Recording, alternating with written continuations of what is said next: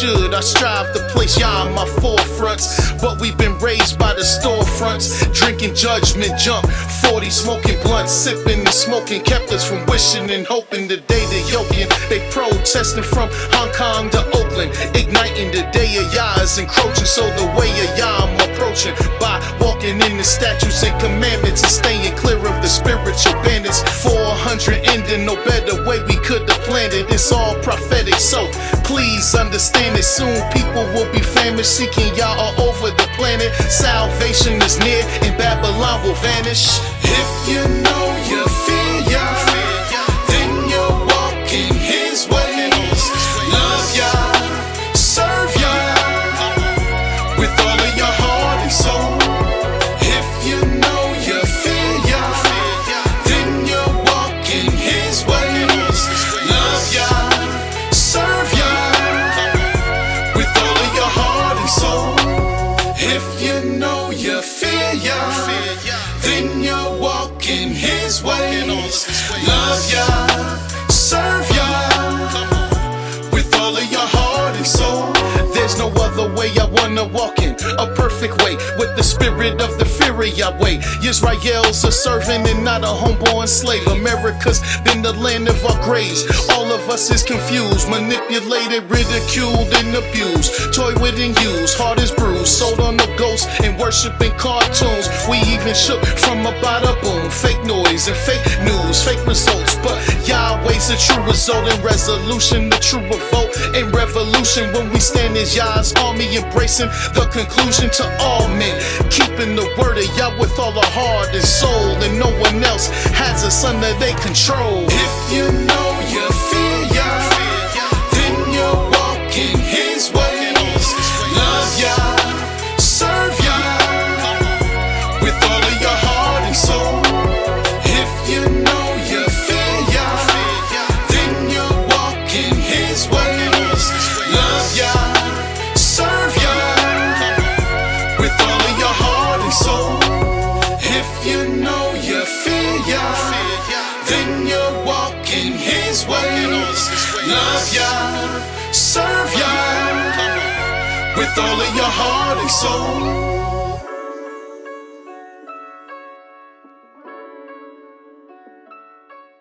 Happened to Israel, when Israel go and get a blood transfusion, blood come from a heathen. Because you don't know who blood you getting. You understand what I'm saying? So what law says that you can't get blood from heathen? I'm asking a question, bro. Oh, okay. I'm asking I want to answer your question. So you can bring it here to me? I don't want to answer your question with a question. I can answer a question. I was good I think that this issue, this question brings up a lot of issues, right? And it's not clearly stated in the Torah that one can't give blood or donate blood or even have a blood transfusion. Well, we know that the Creator is pro-life. He said that He did not find any favor in the death of a man. But now this man got hurt somehow way to have his life taken from him or to be in that position to be dying where he would need a blood transfusion. Again, I kind of lean back to the same understanding like I had earlier to the mingling of the seeds. When you take from a man's body and put it into another man's body that doesn't belong, it's not his. Even if the blood type matches, it's not his. The question came up, what if you take the blood of a heathen and put it in an Israelite? Would that be acceptable? My answer would be no. Because your blood is going to be a makeup of whatever it is that you consume in your life in your stages of development, is what your blood going to do. And not only that, we are Israelites by blood. Our blood that flows through our veins is what makes us the children of Israel, because of the blood that we have. Now, if this blood lineage is so important, that means that if I give a transfusion to a white man, and his blood is completely consumed, and now my blood is in his body, and that would make him an Israelite, no matter who his father is. And if not, if not, it will cause a problem. I mean, it will cause a question if this blood is who we are. See, the Most High says, look, let's examine this closely. The Most High says that in the blood is the life. The life is what the Creator blew into Adam, the breath of lives. These lives are transferred. Every time we inject a woman without semen, it produces a child through the mingling of the something that takes place within her. But the blood is actually what's bringing all these things to life. Now, if we take that blood and inject it into another living being, then that living being have a portion of us with them. So no matter how we do it, no matter how we want to say it, it's a portion of our life. The thing that makes us what we are is going into another individual that is not of that covenant, or even if they are of that covenant. We're still taking a portion of something that's really a part of us that we don't even understand, that we don't even begin to understand, and taking that and putting it on an individual, someone else, to prolong their days. I guess you can understand. I'm totally against the blood transfusion, totally against the organ donation. I believe that the way that you came is the way, whatever creative way He takes you out of here, you should go into the earth. Your entire body should go into the earth, and you should just go back to dust, because that's where you came. Not take 3/4 of your body and then you leave your stomach because another man needed your stomach. As your stomach, it should go back with you. That's how I feel. I can't prove it to you by the scriptures. I can't take you there and explain it to you. But when he said about mingling of the seed, I don't think he just stopped there spiritually with that mingling. I think he goes a lot further. Good. I got about 3 other people that got comments, and we're going to address them. But we're going to get on some other subjects. I can see this is real. Y'all love this subject of blood, and it's very relevant, and we're going to talk about it. But while the hands is up, I'm going to call all of y'all that I see your hands, but I would like to introduce another thought, because to me, one way that I define the truth is that all truths are totally consistent. There's no contradiction in the truth. If it's a contradiction, it's not a truth.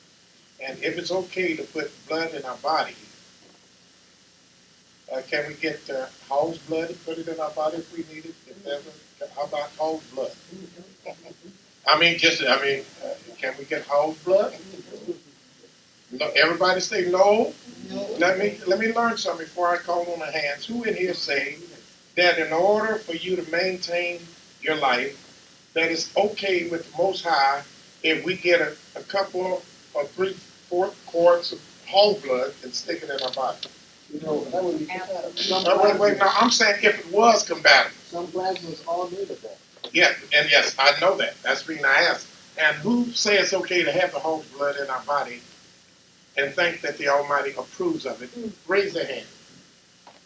Well, as you see, we all know that we can't have no whole blood in our body because it is unclean to eat.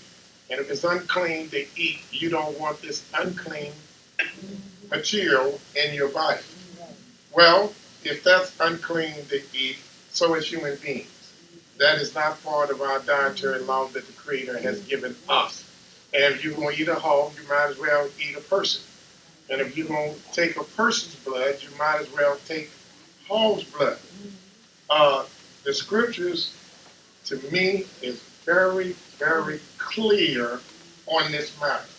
There is not no doubt whatsoever in my mind as I read this, and then I'm going to call up y'all. I generally wait and restrict my comments to last, but I want to throw it in so y'all can eat this up a few minutes since you're eating up everything.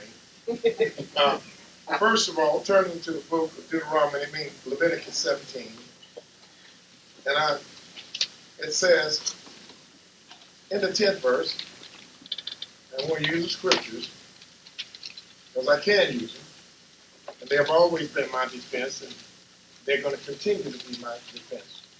Whatsoever man there be in the house of Israel, the stranger that sojourn amongst you, that eateth any manner of blood. All right, let's stop. Eateth any manner of blood. We just looked in the Hebrew concordance for the word eat, and it says consume. Mm-hmm.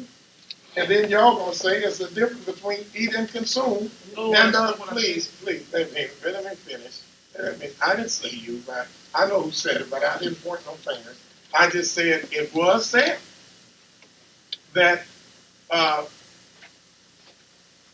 When you eat, you consume, but when you put blood in, it's not consumed.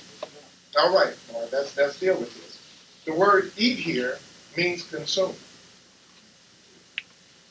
And consume don't mean three definitions. Eat means consume, to burn, and devour.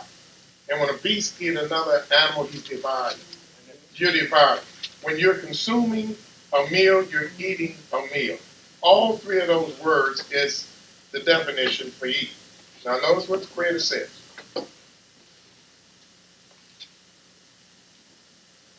Who amongst you that eateth any manner of blood? Any manner. Now, is a person a man of blood? I would think we are.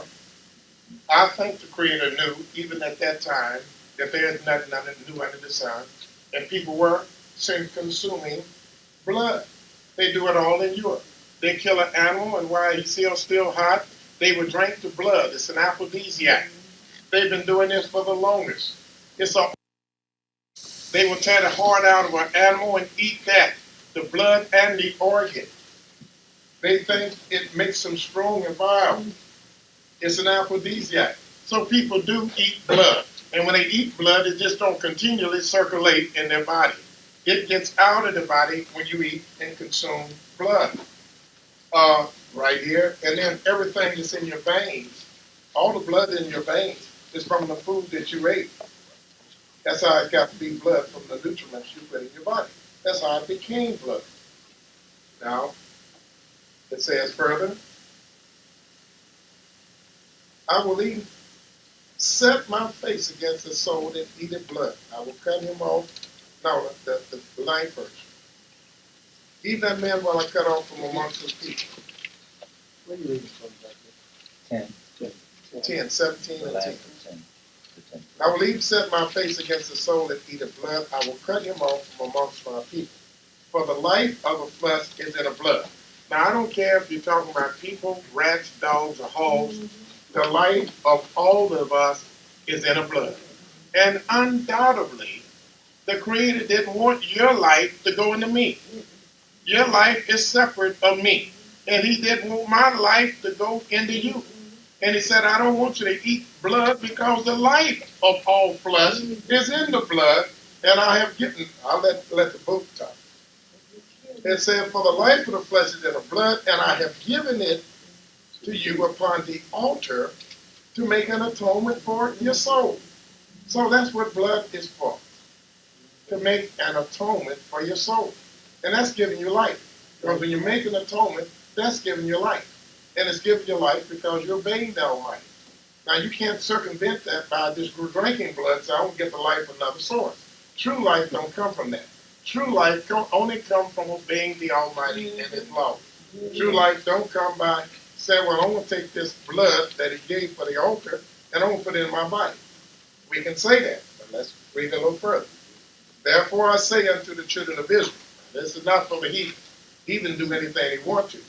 But mind you, the Creator told us not to learn the ways of the heathen.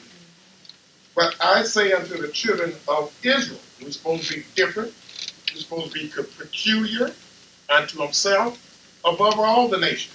So when they did something, you don't have to have what they have.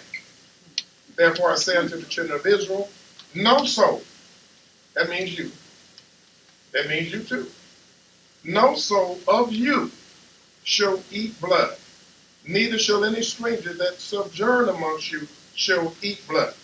And whatsoever man there be of the children of Israel, or of the stranger that sojourn amongst you, notice what he says here, which hunteth and catcheth any beast or fowl that may be eaten. Now he's saying if you go out and you hunt, and you catch a clean animal that can be eaten, we're not talking about a person who you can't eat. We're not talking about a gorilla who you can't eat, or a pig that you can't eat. But if you hunt and catch any manner of animal or fowl that may be eaten, that's good for you. That's for your nutriments. Here's what he said to do with those animals' blood. Any of you that sojourn which hunted and catcheth any beast or fowl that may be eaten, He shall even pour out the blood thereof and cover it with dust. And these are clean animals. So regardless how y'all look upon yourself, y'all not clean enough for me to eat. You understand? And you're not the one that the Almighty gave for me to eat. Notice 14. For the life of all flesh is the blood.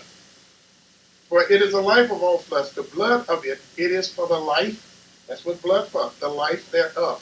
I say, and then he reiterates, I say unto the children of Israel, ye shall eat the blood of no man. Notice, no man. Now y'all can take this no and throw it around and say, no, that really don't mean no. He didn't know about this. And you can try to limit the Almighty's infinite wisdom. You can try to act like he didn't know the beginning from the end. But I'm his witness that he knows everything. And this is nothing that the Creator didn't know about. And he repeats and says, ye shall eat the blood of no manner of flesh. For the life of all flesh is the blood thereof. Therefore, whosoever eateth it shall be cut off. You don't gamble with your life. And every soul that eateth, I'll finish reading. Now, the last statement I want to make is he said, eat it blood. So the first thing that comes to me, whether the Creator know that we couldn't eat blood, we got to drink blood. But the Creator can know that eat means consume. Who can grab blood and chew it? The Almighty wasn't talking about chewing blood. He was talking about putting blood in you. And a lot of people are fed through their veins because it's going the same place. It just gets there quicker. I was sick a little while ago and I had a little virus or something else. And they said, well, we got to get the antibiotics quick in you, uh, antibiotics, because we want to go right to your system. So we're not going to give you no food. We'll shoot it right in there. And they shot it in the blood. I mean, I'm still being fed. But Israel know that we don't buy medications that's made of swine. And y'all that got sugar, diabetes, and everything, you try to circumvent it by getting other types of medicine that you don't have to get this swine in your system, in your blood system.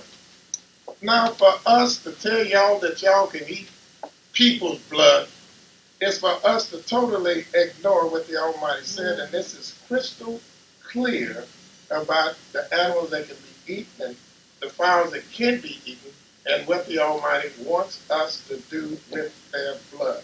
And that's pour it out, because it's the life. You don't want it in you. Yes, ma'am. So the life is in the blood. What about if they want to test your blood, take your blood out and you test it? And that's not okay either? Well, that's not eat blood. When somebody takes blood out to test it and see if how your cholesterol and everything is, that's not a sin. Okay, I just want to add on to it. What makes a lot of sense to me is what we just read. Okay, it is so important to the Creator that He don't want us to eat the blood. Why would He want us to have a blood transfusion? It makes sense to me. He would not want us to use that blood at all. It's important not to eat, then you're going to turn around and put it in your veins. I understand. I think I understand where you're coming from. I understand what the Bible is saying.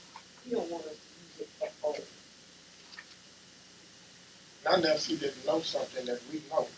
But I don't think that we know anything, and we'll ever know anything that the Almighty does not know. Yes, sir. No, sir. Okay, first of all, we're going to talk about eating any people, but I think we can throw that out there earlier. We're not going to eat any people. Second, yes, we are unclean to eat, but nothing is unclean until it dies. Okay? A human being is not unclean, just walking around and unclean. A human being is not unclean until it dies. The carcass of a human being is unclean. This is why when you go to this is dead body, you become unclean. But if you come to my house and I'm alive, you don't become unclean by coming in contact with me just because I'm a human being. So blood from a living person is not unclean just because it's unfit for consumption. So that doesn't make it unclean. The second thing is this consumption, and as you read, very true. One of the definitions, in fact, before consume, is to burn up. When you put blood into your bloodstream, it is not burned up. There's a difference. When you eat food, when you consume anything into your you know your stomach, it is burned up. When you take intravenous food, it is burned up. It is consumed. It is burnt up. It is actually changed in its composition from one thing to another. When you take blood into your veins from a transfusion, it doesn't change. It stays blood. It is not consumed. It is not burned up. So there is a difference between a transfusion and eating or drinking blood. There is a difference between a transfusion of blood and intravenous feeding. It is a different process that takes place. So they're not the same. They are not the same. And like I said, it is not unclean because we're unclean as unfit to eat. But we're not talking about eating. Explain to me how when you put blood in, food in your veins, it burns up. But yet, if you put blood, when you put food in your stomach, You ask me. I'm asking you, but I need to understand my question. Okay. When you put food in your stomach, the acids in your stomach devours the food. So I can see that as being burnt up. Now, when you shoot it in your veins, it's going past the acids in your stomach. It's going into your bloodstream, if I'm not mistaken. And How what is it happens? being burnt up? Does it stay in your bloodstream? Yes, it's being consumed. Forever.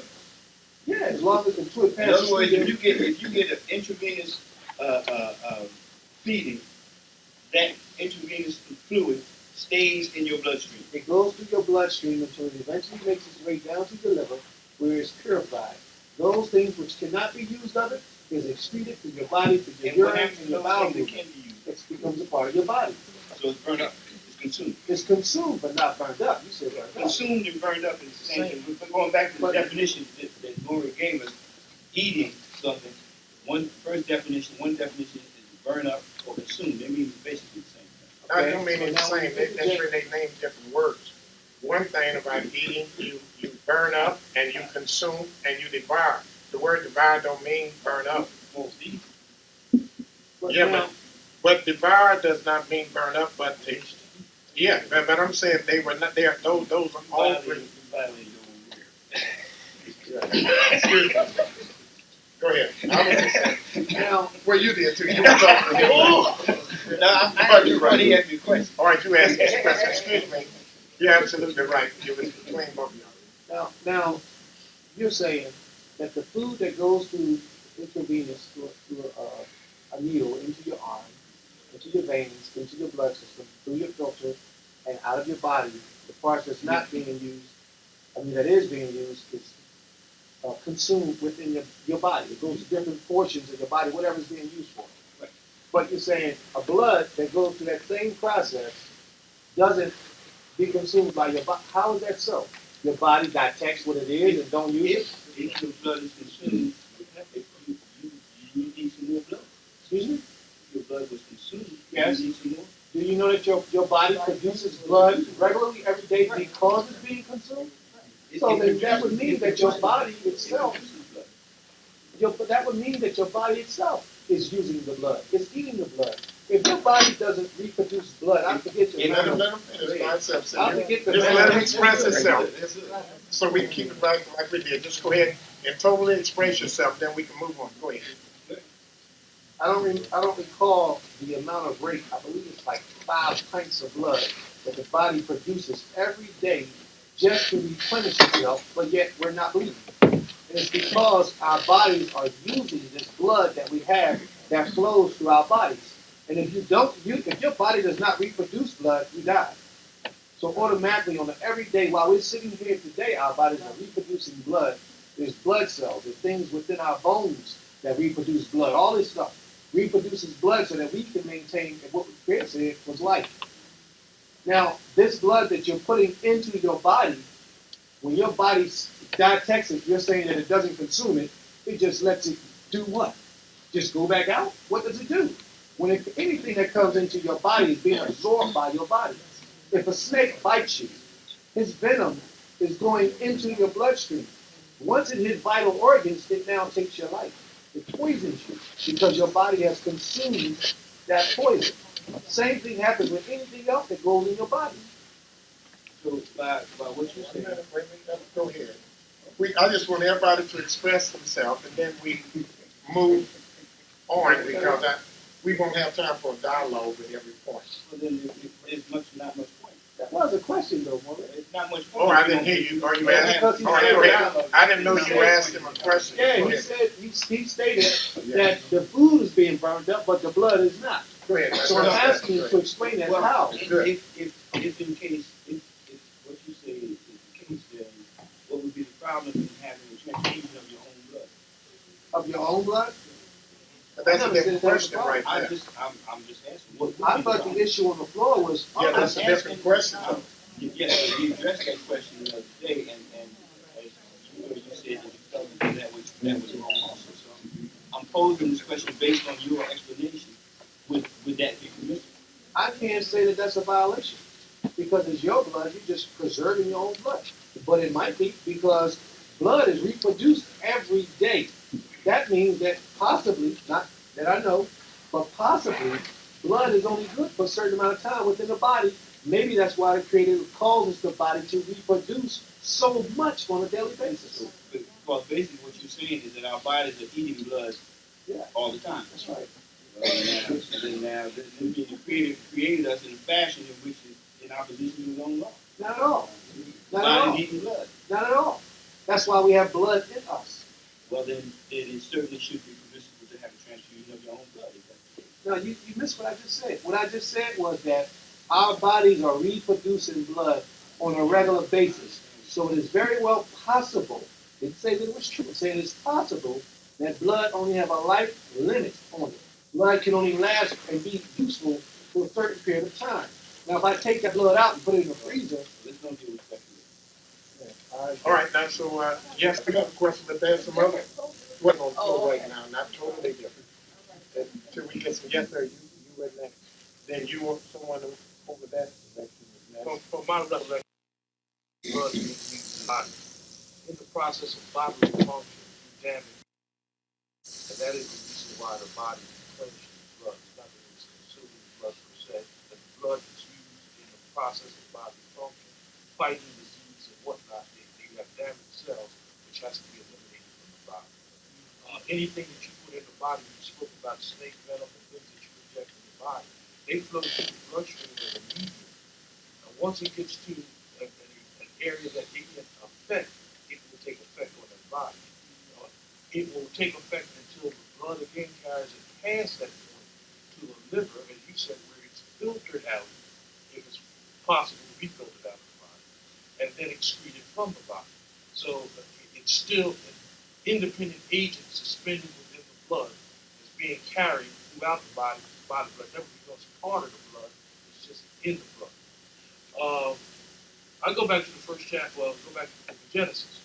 When the Creator created man, he said he gathered the dust of the earth, breathed into the breath of life, and he became a living soul.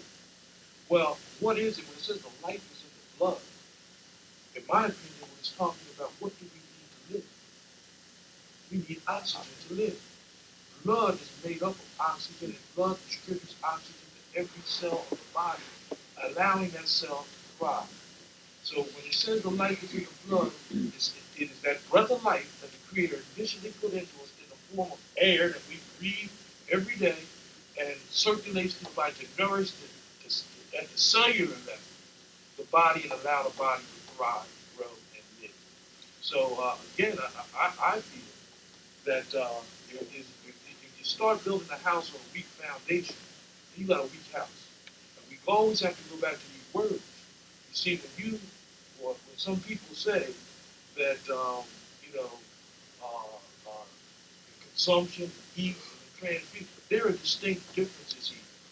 Consumption means to burn up.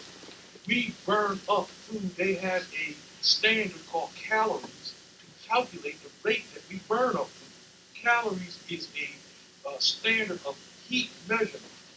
Energy, the definition of energy, what we need to run the body it takes fuel to do that. So the fuel is consumed, burnt up to make the body run. Blood is not burnt up. True replenish, because when doing its work, you have damage to the blood. Those damaged cells have to be excreted or removed, but it is not consumed per se. Yes, sir. Excuse me. All We right. have some medical people. I mean, was my explanation accurate? Except for the part where you said that blood is oxygen. That's not. No, I said part. I said the blood carries. That's not what you said. Well, if You that's said not what I that- said, this is yeah, what I that's mean. I figured that's what you If that's meant. what I Well, mean. when you raise a hand and ask for medical people, I'm a medical person myself. And I was a medic in the Army 2 years. And I dealt with that. And I know that you use different words, but you still end up saying that blood is going away and it needs to be replenished. So to replenish means to replace. If it didn't go nowhere, under no circumstances, it would be replacing, and that's the main thing. You said it needed replacing, you said it burned up. No, I said food is burned up. I said the blood is damaged in doing its work in the body, and the damaged blood cells are excreted from the body. So it's excrete, so it needs to be replaced. The body replaces it. And that's every that's cell not- in your body that- is damaged daily. They're being replaced daily. No. Every cell, all your blood is constantly being replaced daily. And all your cells is in your blood. You understand? Not all your cells. Not all of them, but your blood is full of cells. And every minute, you're burning up new cells in your body being replenished. And this is I'm a medical person too. I just started. Yes, sir. When I read from 10 through 12, and I stop, and then I go to 13 and read 13, and to me, 13 is an add-on, like it's saying also. In other words, when you read, I didn't want to read because I don't want to take up much time. But what I'm saying is, verse 13, he says, and whatsoever man there be of the children of Israel, or of the stranger that sojourn among you, which hunteth, and catcheth in a beast a fowl that may be eaten, he shall even pour out the blood thereof, and cover it with dust. In other words, when I read down from 10 to 12, he already dealt with the eating. You understand? Then he deal with 13. It's like it's a separate entity altogether. In other words, he put this on there to let you know now I'm dealing with beasts. No, it's not your turn. Yeah. No, he's still talking. He was talking. I want to answer that question. Oh, okay. And then I was thinking, and I didn't know how to put it, you know. When my brother here was speaking, and we talking about, I don't even know how to put it, I'm going to tell you the truth. But I'm just wondering how many females in here have a blood transfusion once a month. No? What is menstrual blood? I can't say. Damaged blood cells. All right. Now we have some others. Yes, sir. Your comment right now. My only question was, could it be explained, and I think it's being brought up now, if my wife is to be separated from me because she is on her period, a menstrual cycle, and that is her blood issuing from her, which created, specified, makes one unclean. How much cleaner is it for me to get blood from someone else that I don't even know where it's coming from, be it Gentile or Israelite? How much cleaner is that for me to take the blood from them? But my wife is to be separated from me for 7 days, and I cannot touch anything that her blood deals with. Is One it the day blood the- that makes it unclean or the issue? The issue is blood. I understand what the issue They is, said but it's when the issue be blood. But if any issue makes you unclean, and when it says it mentioned blood because it's such a common issue, it may have been thought that that's okay to overlook that issue. But that's why it comes back to being specific, even if that issue is the blood of a menstrual cycle. But any issue causes you to be unclean. And uncleanliness, what does uncleanliness refer? In this case, what does it Again, that we had other people on the program now. Yes, sir, and then we're going to you. Yes, sir. Levi, are you finished? Yeah, yeah. Yes, sir. Elmo. Okay. I believe it was said earlier that food makes the blood, but babies are born never eating, and they have the blood in the food. So it's not the food that makes the blood. There are elements from the food that nurture the blood or give nutrients to the blood so it can do its work. Um, we're concerned about mixture here, very much so. When we talk about taking someone else's blood, what about eating the blood, what about your brother's blood, what about your own blood? But we have what is called a deliberate marriage. Book of Deuteronomy, chapter 5, chapter 25. 25? 25.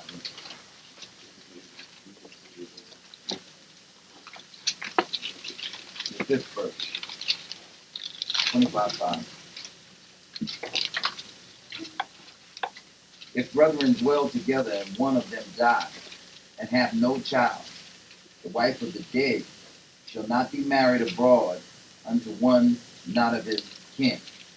Her husband's brother shall go in unto her and take her to him to wife and perform the duty of a husband's brother unto her. And it shall be that the firstborn that she beareth shall succeed in the name of his brother that is dead, that his name be not blotted out of Israel.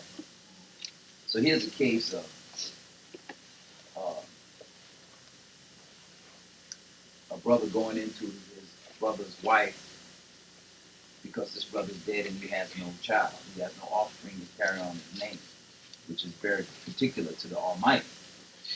We find it in various laws. But in this case, there is a mixing going on. This one man has certainly been with this woman. She was his wife. Then his brother comes along after his death, and he's now with her, and he's going to raise up a seed in that name. And surely what he's passing into this woman certainly contains blood. So my point is that we were stressing a lot about mixing, and I was trying to give a principle in Scripture that that does not object to mixing in this particular case, and it is a form of blood. There is blood in seed. May I ask you a question? Yes. I can? Yes, sir. You get nice and nice. I must probably because we agree on the same This is subject, a right? this is a very relevant conversation. It's a conversation dealing with life and death. It's one of the most, it is the most relevant conversation I think we had all day, even though it wasn't originally on our agenda. So we're going to talk about it a few minutes and try to clear it up for those that might have some doubts or reservations in it. But go ahead, you comment, and then I'd like to comment briefly. Moreh, the difference between what the Creator gave us for reproduction and what we choose to use to sustain another man's life is different. If you notice, when semen leaves a man, it should go straight into the woman. It's injected into the woman in a different form. But when blood comes out of a man, it's in the form of blood. When it goes into that man, it's in the form of blood. And as I stated earlier, we don't know the life consistency of blood because it's reproduced so much every day, we don't know the life consistency of it. But if a man lies down with a woman, that blood that he's passing is the blood that's been reproduced, or it's good blood, basically, if it's going into that semen. How do we know that the blood that we're taking out of another individual still contains the life necessity or things that we can't understand, basically, is what I'm trying to cover. Things that we can't see. When we take that blood out, how do we know that it contains the elements that's necessary to prolong the life? We don't know if we're taking the dead blood or the good blood. I guess maybe they got some kind of way where they can tell. I doubt it. All they know is they're taking blood. We don't know what's wrong with that blood. And how many times have you heard about people getting blood transfusions, getting AIDS and dying? You see, so they don't really know what they're getting into when they start taking blood from one man and putting it into another. Sure, it prolongs the life of a man. But what about the child that's produced from that child that received the blood transfusion? How do we know that? That's probably not why we got a lot of these crazy people on the street now. We don't know. That's speculation. I know, I'm just speculating. I'm just speculating. But I personally, myself, I think that it's the wisest thing for us to do is to wait until we get into that situation. Because when you're not in that situation, it's easy to say what you do. It's easy to say, well, I feel as though this is not circumstances. I would stay away from that. Creator forbid, but tomorrow I might have a son that's need a blood transfusion. And I might just start talking about, you know what? I know it's funny how man's mind is. Because when we really need something, we'll find a way to justify why it's acceptable for us to get what we need, but we already know the law. We just had that discussion just last week when we went to Atlanta to discuss it. A blood transfusion was no good, so why are you doing it now? You opposed it, why are you doing it? You know, so we broke the law, I'll break the law this time. It's not about that. If you believe in something, that's what you should remain. And that's very good. And do people do things under duress that they wouldn't do under general and normal circumstances? That's being is called duress. Under duress, you might eat a person. Under duress, you might accept that. But we're not talking about what a person does because they're sick or under duress or the baby's sick. We are talking about one thing, what is acceptable and that only. So all your emotions and all your sick people, we're not dealing with that right now. You know, I mean, we're going to pray and hope y'all get well, but this is not, we're not dealing with no emotions. Well, I can't condemn that because what would I do if I'm sick? We're not considering you. We're considering this law, and I think it's very clear here. And like a couple points I make with a baby is getting her nutrients from the mama, and if the mama don't eat no food, the baby don't get no blood. So you got food coming directly, indirectly there in order to make the blood. So you can't get away from that. And the question, wait, sir, sir, I'm talking about why you're talking about why I'm talking. Then let me ask you a question. When the Almighty said here in Leviticus 17 chapter, not to eat blood, what was he talking about when he said don't eat it? Well, if you want my answer, Yeah, I want it. You keep it in context because he's speaking about a pagan ritual with pagans. And you said earlier, where it's a common pagan custom to drink the blood of a slain animal, to eat the organs of a slain animal while it's still warm. And that's why after he said don't eat the blood, he goes on to give an example of if you see something, if you kill something that is even clean, don't you even eat the blood of that. That's why, my opinion, why that was given. And I appreciate that. And that was well put. Only problem is it's not the reading the Almighty said. The Almighty said, didn't say a word about pagan.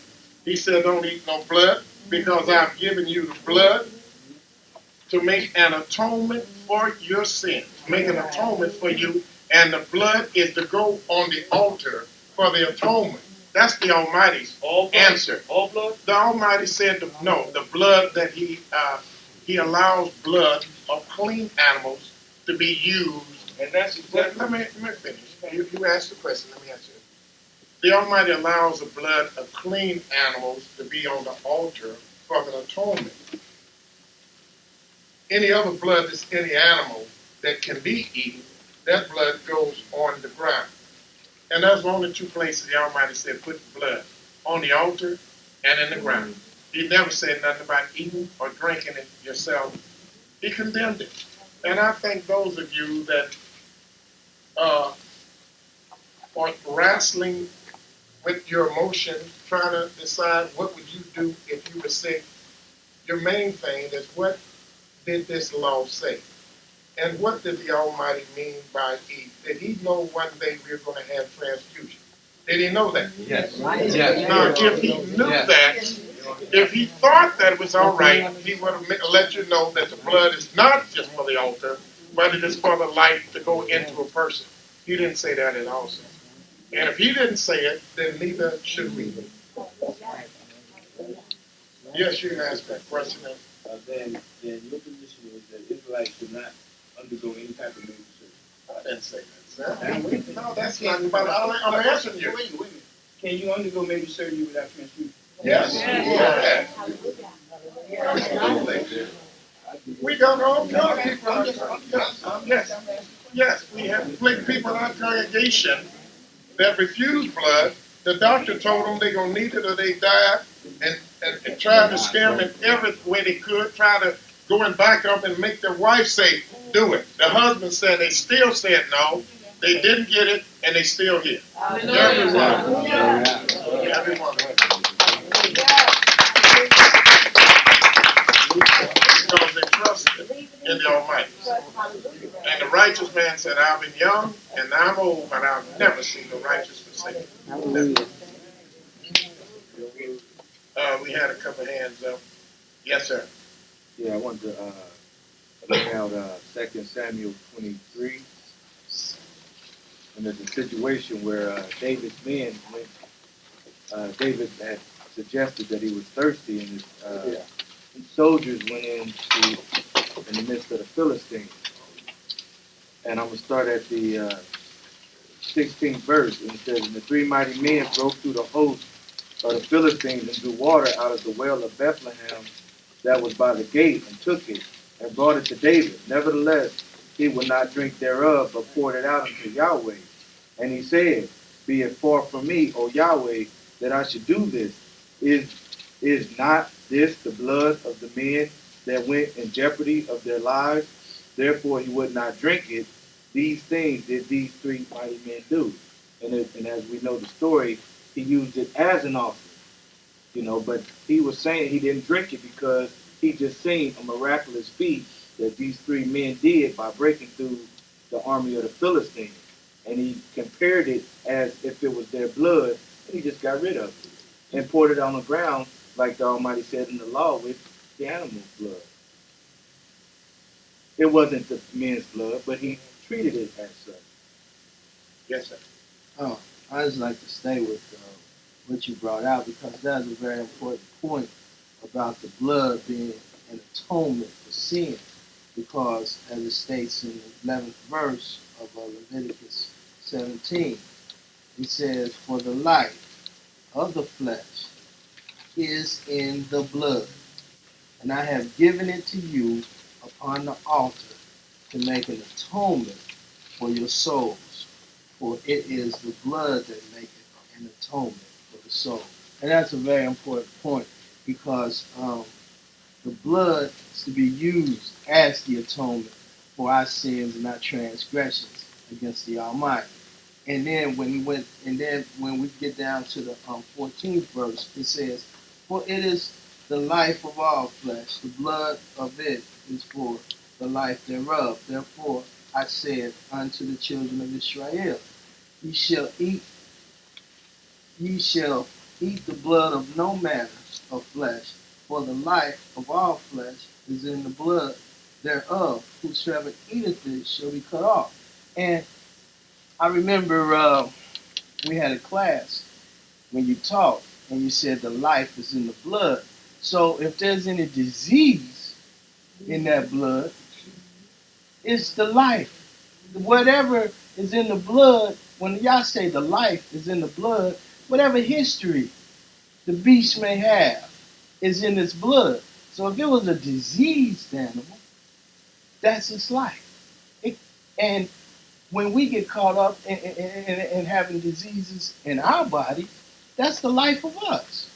And it can be transferred by consuming it in any manner. That's a good point. You had a golfer named what? What?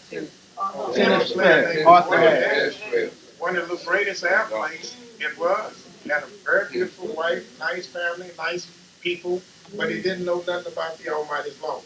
Right. And he had a transfusion, and in the transfusion that he had, it was tainted with AIDS. He's not here today. I would venture to say, had he knew this law and applied it to his life, that great tennis player would still be here. No, but that has nothing to do with Well, that. that's pure Oh, speculation. well, That's pure speculation. well, You want to die to that? How many people, let me ask you one wait, question. what's, How many people I'm have still a on, transfusion and Levi, live? Levi, wait, 1 minute. We're still on the floor. We haven't called you again, sir. Hold your emotion. My motion is fine, but I just can't. But let me finish the other point real fast, and I'll recognize you too, sir. The 9th chapter, even before the law was given on Mount Sinai, in Genesis 9, we find out that the Almighty talks to the people that's responsible for us being on earth today. And Noah, his 3 sons, and their wife. And they're responsible for us being on this earth today because of their righteousness. Not that the blood of Christ saved us. Because we're not here because of the blood of Christ, but because these righteous men lived a righteous life. And when they got on land, look what the Almighty told them in the 4th verse. The 3rd verse. Every moving thing that liveth shall be meat to you. Even as a green herb have I given you all things. But flesh, with the life thereof, which is the blood thereof, ye shall not eat. It started very in the beginning, and it didn't stop. As a matter of fact, that only Gentiles only got 4 laws to keep according to the New Testament. And amongst their 4 laws is don't eat nothing strangled, don't eat no blood, and don't engage in fornication, and don't eat nothing offered to idols. That's the only 4 judgments or laws that heathens have. And one of them is that they don't eat blood. So the heathens know that we're not to eat blood, and we try to not even eat no steaks. That's rare. Our people don't like that. But, oh, yes, sir. We had some people, some hand, your hand was up first. Yes, sir. I was gonna say we hit some good points there when we was talking about the baby, because you had a good point. You was talking about the golfer that tainted blood. But see, like I said, I go back and I still say, because I had this Jehovah's Witness with my mother, that when I came here as a baby born, I had no blood in me. I got all my nourishment, everything from my mother. That's why my mother has AIDS. I may have AIDS born with it. If my mother's a heroin addict, through me getting all my nourishment, I'm going to be a heroin addict coming in the world. She's a crack cocaine. I'm going to be it because there's transfusion of the blood. I don't breathe. I come in this world on transfusion of the blood. That's why you saying you can get some tainted blood in there, yeah, but you can be born in this world from your mother's blood being tainted. Yes. And that's the reason the Creator didn't want us to engage in. That's one of the reasons. So that's a transfusion you come in the world on. Yeah, well, that's not a transfusion right there. Yeah, it's not a transfusion, but we get our nourishments from our mother.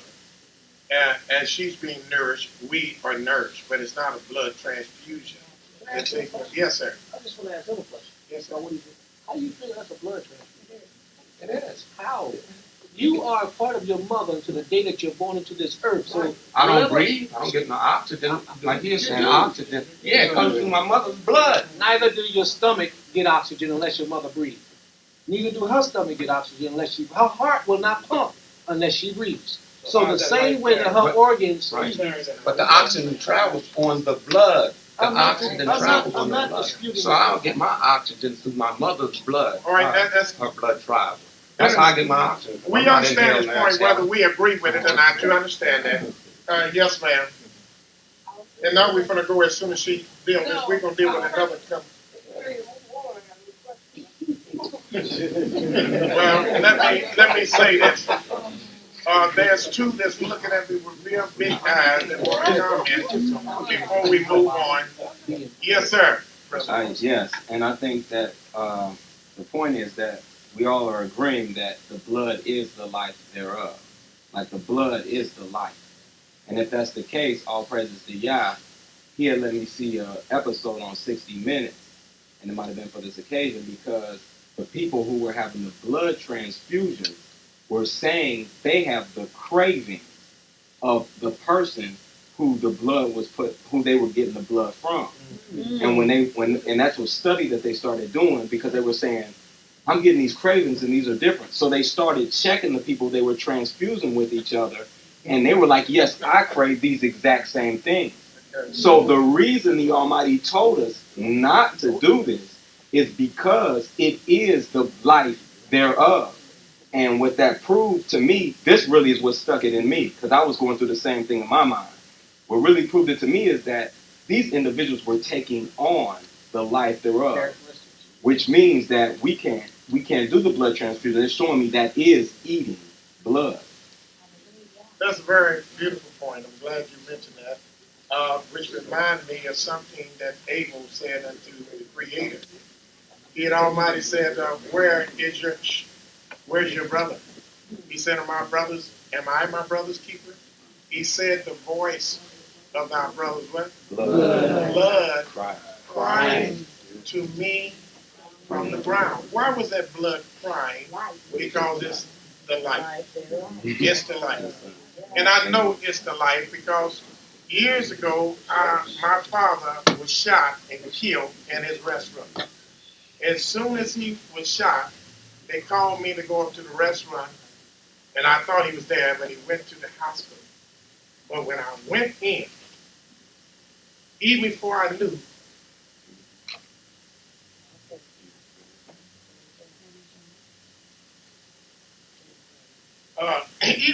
before I knew where he was shot at, I, I said, over there. The blood is the life of everything, and it has life in it. And the Almighty did not want these lives, these strange lives in us. He's the creator of all flesh. He maketh all things, and he can create more life. He didn't want us to just go on by wanting to remain alive, getting somebody else's blood and somebody else's heart, somebody else's lungs and kidneys, and one day they're going to have a head transplant. You understand? Now, that's not the way it's created. He spoke against it. We can act like we are naive and we don't understand Leviticus 17, but one day you will. Yes, ma'am. Yes, my big brother, who is a Muslim slash nothing, he was in the hospital maybe about 8 months ago, and they said either you give him the blood transfusion or he's going to die. And he's blood, anybody else's blood, because I don't know if it's pork in it. So what I did was, because I work with herbalists, I knew to go with papaya. Then I dealt with the dandelion, the beet leaves, and I dealt with the watercress. And his blood was built that instantly. And that, I mean, within the next day, his blood was there. But he said in no circumstance he'd rather leave here, and he's a Muslim. I mean, well, whatever. And he said he did not want that pork blood in him because he don't know what those people had in them. So the Almighty gives us other ways with herbs and different Well, we things that we discussed take blood to heal in yesterday. one There way. was a man in our midst, and this man's wife was sick on the table, and they were telling her that she needed a blood transfusion. He refused it under all costs. And what they did, they got some other kind of stuff they put in it, and it built up that blood instantly.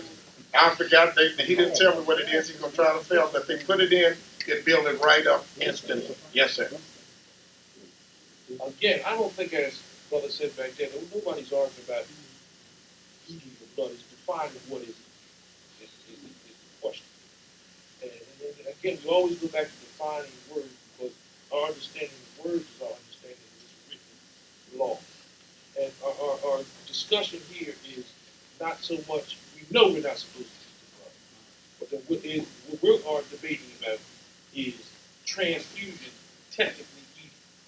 And well, let me finish my point now. If then it is said that transfusion is technically eating, and if then it is said that the life, the blood is what sustains the life that was said, then is it possible to take a dead body, take blood, since we're the blood of a Gentile is still the life, and take and animate or enliven something that is dead by giving it a blood transfusion? So it's not, as I said, the blood carries what sustains life in it, and that's what it is. If that statement was as true on its face value, that the blood is the life, then I can take blood and enliven anything that would be dead. No. Are you asking me that question first? Go ahead, you comment first. Okay, no, because you need two things to sustain the life, to bring something dead back to life, and that's the ruach and the napash kaya, or nefesh ki, as you would say. You would need both of those.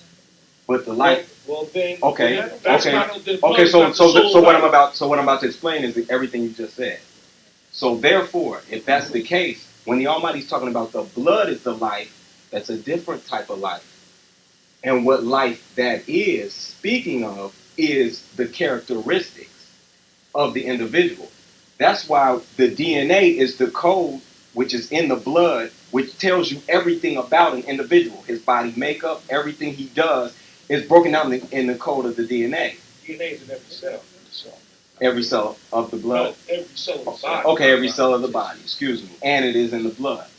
Also, when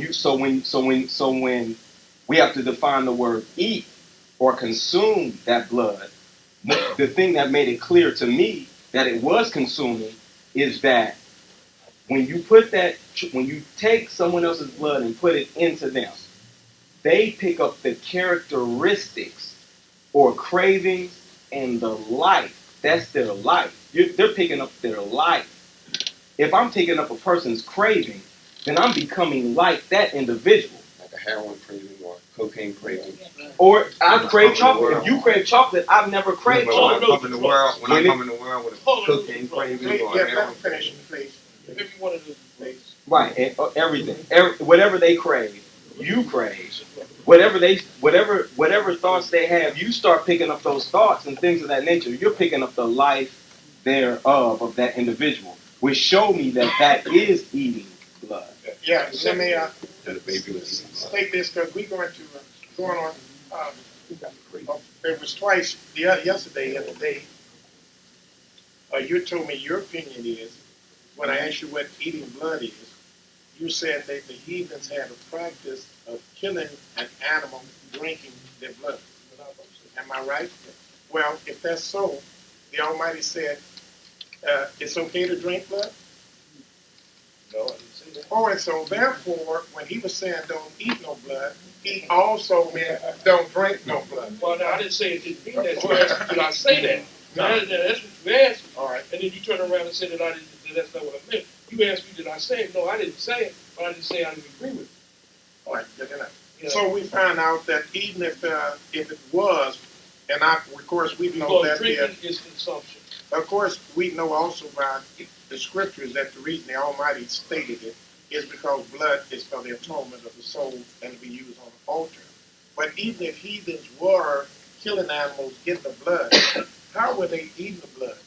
They must have been drinking it, which meant when he said then how can they make eat blood pudding? They make blood sausage. They put And blood in thicker ingredients. So they eat blood. So that's all we. So in other words, Put a bit of flour.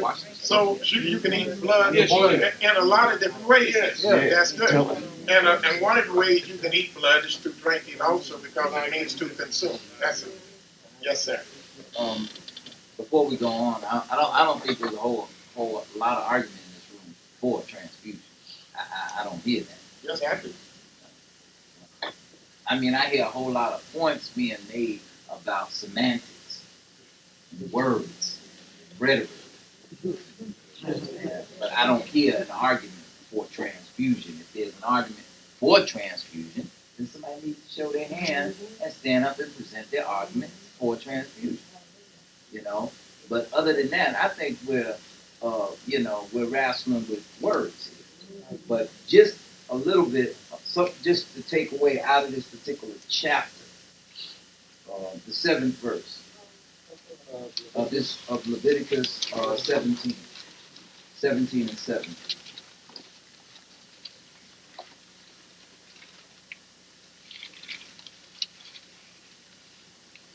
And this verse tends to give a sense of what the laws in this entire chapter are about. It says, and they shall no more, and this is speaking about after Well, let's read a few verses so you get an understanding of where it's coming from. Pick it up at 3. What man soever there be of the house of Israel that killeth an ox, or lamb, or goat, in the camp, or that killeth it without the camp, and hath not brought it unto the door of the tent of meeting, to present it as an offering unto Yah, before the tabernacle of Yah, blood shall be imputed unto that man. He hath shed blood, and that man shall be cut off from among his people, to the end that the children of Israel may bring their sacrifices, which they sacrifice in the open field, even that they may bring them unto Yah, unto the door of the tent of meeting, unto the priest, and sacrifice them for sacrifices of peace offerings unto Yah. And the priest shall dash the blood against the altar of Yah at the door of the tent of meeting, and make the fat smoke for a sweet savor unto Yah. This is the point. And they shall no more sacrifice their sacrifices unto the satyrs, after whom they go astray. This shall be a statute forever unto unto them throughout their generation. And this practice of eating blood, again, was part of the heathens' practice of their worship. And this sacrifice here, the Almighty said, even when we kill meat, we was to bring it to the door of the tent of meeting. At one time, this was done with all meat. Okay, uh, yes, it was done with all meat. It was done with all meat. That we, any animal that we That we kill, kill. to eat for ourselves. That's right. And later on in the law, References for that? well, I was trying to find the other location because even though this says forever throughout your generation, this law changes later and says that if you want to eat, you may kill and eat within your gates. It says that later. And I don't have that location. I don't have that one, but I have one that where in First Samuel, when the people were famished and they went and started eating the meat with blood, and then he had to make them come and built like an altar so it didn't sin. What is mission for sin? That's a different situation. We're speaking about any animal that you kill for consumption. Well, this is what they were doing. They were eating the blood. Remember what you said? I know, we were talking about eating with the blood, but they were sinning. If you read it, from, like. Just give me a location, I'll read it. First Samuel 14, 32, sorry, 32. Thank you. I'm sorry. I'm not sure about the second, where the location of the second one is, and I'm gonna continue to look for it. But I just wanted to make that point that it was about, and all these practices, the drinking, eating, however you wanted to get it in your body, the blood, sacrificing, everybody sacrificing all over the place. The Most High put these restrictions on us because they were practices of the heathens. You know. Now, of course, in our intelligence today, uh, we should be able to look at this transfusion thing pretty clearly that it's falling up under this particular thing. It's falling up under this particular thing. Uh, uh, Surely, I went through an experience similar to what you went through, not exactly with my grandmother, and it was strange because we got to understand this heathen in his mind. His mind is way off from anything in this book, and they had cut my grandmother up pretty good. She was diabetic. They took a leg and whatnot. They had her on the machines, and she was blowing bubbles and going through all those changes. And I went in to see her several times, and that wasn't my grandmother anymore, you know.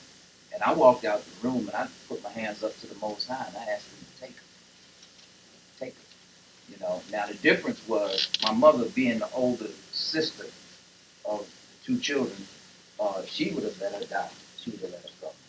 But she had lived all the time up until she got sick and went into the hospital with my aunt, who was the younger sister, but also was a nurse and for 50 years and up into that AMA mentality, keep it alive no matter what. And she was the one that was trying to keep it alive. And she died about a month later. And I say total y'all for that because that's the idea of life. That's not what we're supposed to fall off into. But this here is about not falling into the ways of the nation. Yeah, and before we go to another subject, I agree as the Almighty did not want us to learn the ways of the heathen, come after them. But the Almighty also, in addition, said, for us, the blood is just for the altar. And he said, the reason I don't want you to eat it and drink because it's life. It's the life of all flesh to you. It should be an altar for an atonement. And atonement is something that can save, redeem. But we will go to a different conversation, but as usual, we'll ask the class, how many of you in the room or for blood transfusion believe it's okay? Raise your hand. How many believe it is not okay? Raise your hand. How many believe that it's not okay? Raise your hand. Okay, good. Good, then we allowed everybody to express so you're seeing both sides of the coin. Is there a different subject that you all want to discuss this beautiful Sabbath? Yes, ma'am. You wanted to introduce something first. We're trying to handle that for a little bit. A friend of mine always asks me questions about us being Israelites and stuff, and the question pertaining to drinking, smoking marijuana, and how do you feel about that? Not any other type of drug, not any chemical. All right, elders and rabbis, while you're talking, this young lady needs your help, Cash. I heard her. I'm sorry, it was some issue that was. I know, but I just want you to get there because it's very relevant to her. And I wanted to make sure before the conversation started, she wants to, it's very serious, she wants to know, are we allowed to drink and use marijuana? Yes, we want you to start. Here's my answer. The Creator says that He gave us every herb of the field for food for us. But since you don't believe that, well, I'm not going to say you, but I'm throwing it around trying to be sarcastic in a way, that the consumption part deals with smoke entering into your body and your body absorbing it, that's not eating, then you can't smoke weed. My understanding of that scripture is that, and I know a lot of people will get mad at me for this, but I got to be honest. I believe that the overindulging in anything is wrong. Not that you can't do it, but the overindulging in those things is what causes the problem. That's my answer. Before you leave the floor, is it okay? I can take just a little crack at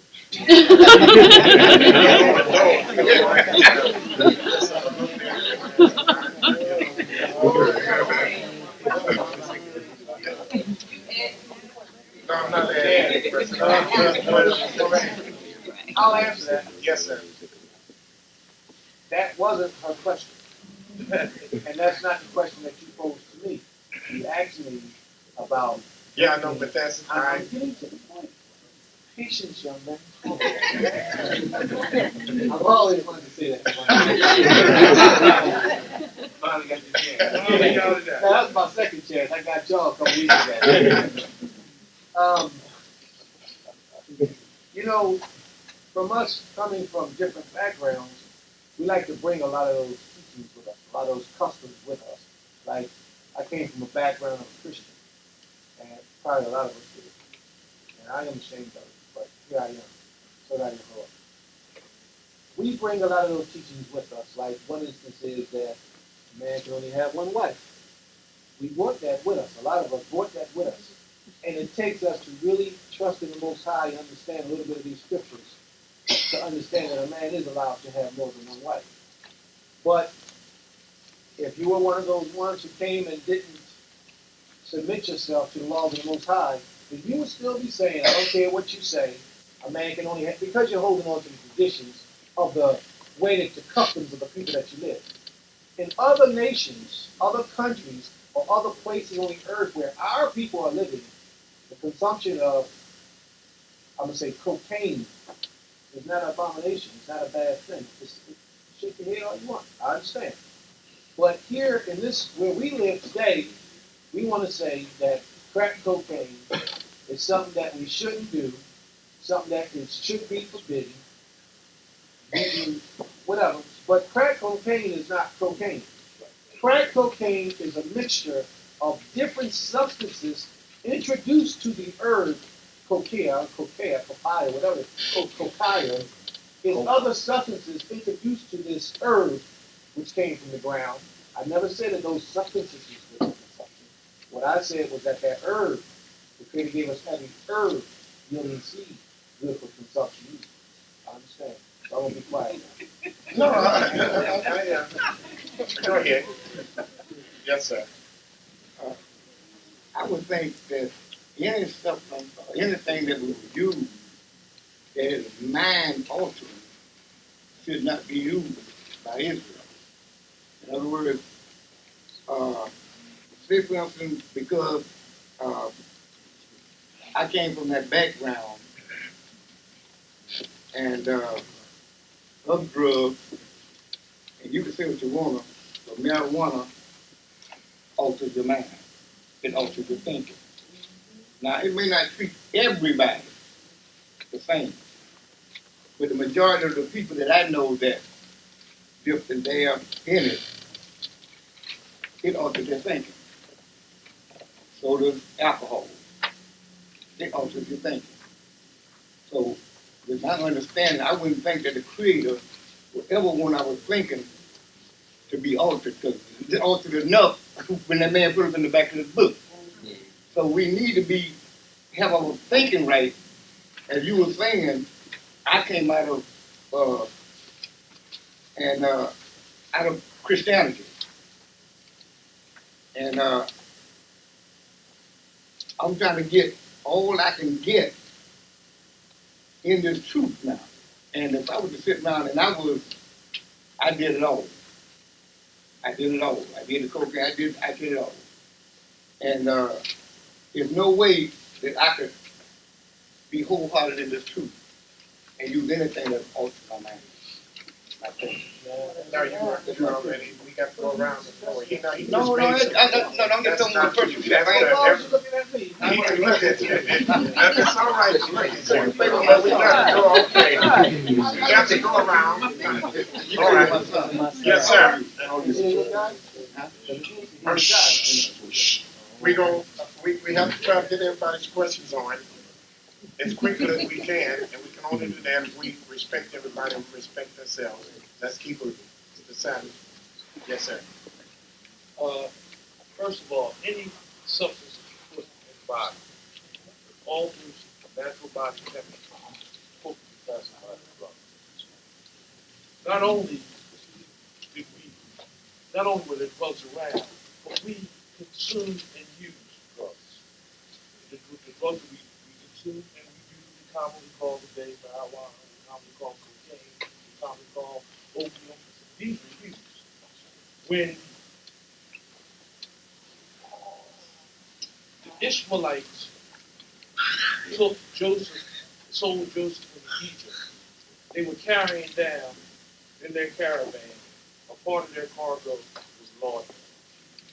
Laudanum is a derivative of opium. In fact, they still have a drug today called Dilaudid. You can hear that word laudanum, which is one of the most powerful painkillers that you can have. When Israel went down to Egypt, he carried a gift to Pharaoh. One of those gifts was laudanum. It, excuse me? Get better with it. Come on, we don't have. Not only did we drank wine, wine is, in fact, we were blessed with wine. Wine is a drug. In fact, we can go a little deeper with this wine because the scriptures speak about mingled wine, new wine, and these are all degrees of the wine making process. When Noah came off the ark, since we went back to the beginning, what was the first thing? After making a sacrifice, what was the second thing he did? He made it and got what? And got drunk. The scriptures say, don't overindulge. I believe it was you, Brother Kaz, that said that. Yeah. Don't over. It says, wine is a mocker, and strong drink a rage. It didn't say don't use it. It says modify your use of it. Thirdly, It is the abuse of a drug that hurts us, not the use of a drug. I defy you or anyone else to go to the dentist and have some work done on your teeth, and he don't shoot some cocaine in your jaw. Xylocaine, Novocaine, all of these come from cocaine. So you will not, none of you will let that drill near your mouth. You don't even want to look at the drill until we put some of that on your gum to fake you out. The last thing is the Creator said He's going to send us where? To the land of what? Milk and honey. You see, as I started to say about these different degrees of wine, you know the scriptures speak about mingled wine. What is it mingled with? When you look up this definition of mingled wine, you will find that it was a common practice to mingle the wine with a narcotic, usually opium. Then they distilled it or boiled down. As anybody that's dealt with herbs know, in order to extract the chemical properties out of an herb, you have to soak it in alcohol. So when you soak these herbs, or you're pulling out the intoxicant, the effective ingredient in there, and it's infused in wine. They had another process that they would boil down this wine to a syrup, concentrated. Now, this was called the bosh. The bosh is what we translate as honey. But the bee's honey is, I said I knew we were talking about this out of the more. Bee's honey is another word. The bosh is this mixture of this wine and herb. So when the Creator says He's going to send you to the land of milk and the bosh, He's speaking about this particular thing. What's the word again? The bosh. Used for milk. What's the word? I don't know the word. Kalan? Okay, well, I know that the bosh is used, and in fact, it's a common practice today in the middle. Excuse me, who was it? Kala food box. Milk and honey. And in fact, it is commonly used, the same process is used today, and they call it dibs in the Middle East. So not only we not only was it there, we used them. Now I would say, as you said, Brother Kaz, I don't advocate the abuse of it. I don't the overuse of it. But to say that we have to totally abstain from it is certainly not what's in Scripture. I want you to explain it. Crack cocaine when it gets here from where the Peruvian does it. Oh, sure. The Peruvian takes a leaf, and he can chew on the leaf, and that suppresses his appetite, gives him energy to move, to work, and do more work than any one of us can do here in the course of a day. All right, we got to go around to other people because we got to get some things. Yes, sir. This is surely a touchy subject in Israel. And I, like my brother, I come from that background too. I've done my field research, and I'm 15 years clean now. Ain't nothing to play with, right? No, it ain't. Ain't nothing to play with. You know what I'm saying? And I fight for the day, every day. That's right. You see what I'm saying? I'm also alcoholic drug counselor. I work with kids. And I watch a kick ass every day. Excuse my language. I see the drama. I see the violence. I watch them walk out of that treatment facility and leave out and get their head blown off. Or end up something weird. Now I say that to bring us to some serious feelings about this thing. In the book of Daniel, the 6th chapter, the 6th verse, and I'll read it to you. It says here, then said the men, I'm going to take it from the 5th verse, because this was this conspiracy against Daniel. Daniel 6 and 5. This was the conspiracy against Daniel. And I use this particular scripture quite often when I'm talking with youngsters about drugs. Then the presidents and the satraps sought to find occasion against Daniel as touching the kingdom, but they could find no occasion nor fault, for as much as he was faithful, neither was there any error or fault found in him. Okay? So this is an example. This is an example that we should be striving to excel to. We're in a situation here in a country where all that you talked about is straight up illegal. All right? It may be all right, I agree with you know, when you in your land and you doing your thing up under your coca tree, chewing them leaves. You understand? But in America, you do time for that. You see what I'm saying? You get a reputation for that. You mark your people with that. So if Moreh Elazar decide to chew him up some coca leaves or have him some marijuana in his back pocket for his own personal use, my head stash, um, and I get busted, that reflects on all y'all. That reflects on every one of us, especially when I go up in that courtroom and say my name is Elazar Ben Yehuda, because I don't have another name. No such thing. So when I go up in there, it's going to represent all of us. So I just want to read the next verse. So I see your hand. Get to it. Then said these men, we shall not find any occasion against Daniel, except we find it against him in a matter of the law of his Elohim. So he was so straight. You know, there wasn't no pimping, there wasn't no drug selling, there wasn't nothing going on with Daniel that they could find against him, unless they created something that would deal with the law of the Most High. And that's how we should be carrying ourselves in this captivity. All right, Okay. you spread yourself on Mind that, you, but there's mind some, you, just there's one some other people thing. that ain't having One other thing. There are drugs here today, my brothers and sisters, that you ain't gonna have a choice about whether you be addicted to them or not. You understand? Once you pick up, you got a love affair going on. You're gonna stay married until you divorce that baby. We had three other hands that have not spoken yet that wants to get on the floor, and we have to respect everybody. There's some people that haven't spoken all on this issue. Hands is going up, and I'll let you all speak. But I'm going to say something to the sister as I look in the eye and tell her that's a very good question. This question often asked to me by young men in my congregation. And our congregation in Cincinnati just filled up with young men. And they want to know because they want to know the truth. I tell them to stay off of wine and alcohol. That's the best thing to tell them. To tell them anything else as a leader is to deceive them. It's best to stay off. In the book of Proverbs, the 31st chapter, this is the words of King Lemuel's mother. She told him in the 31st chapter, the fourth verse, it is not for kings, O Lemuel. It is not for kings to drink wine, nor for princes strong drink. Lest they drink and forget the law, and pervert the judgments of any of the afflicted. Give strong drinks unto him that is ready to perish, and wine to those that be of heavy heart. Let him drink and forget his poverty, and remember his misery no more.